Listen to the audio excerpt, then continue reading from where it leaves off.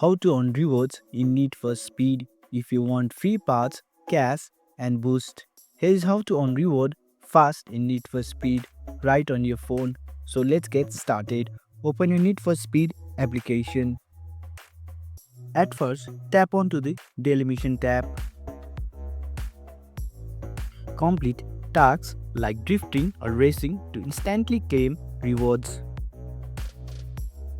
Then you can open application daily to collect login bonuses like blueprints, cash and gold.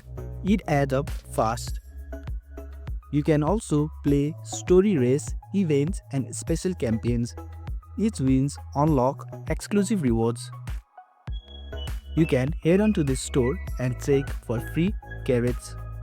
You often find car parts, cards or rare items. You can watch optional ads after race to double your reward. It's quick and totally worth it. And that's how you earn rewards in Need for Speed on your phone. Thanks for watching. If you found this helpful, give it a thumbs up and consider subscribing for more tutorials. Drop a comment if you have question or suggestion for future videos. And don't forget to check out our playlist. See you in the next one.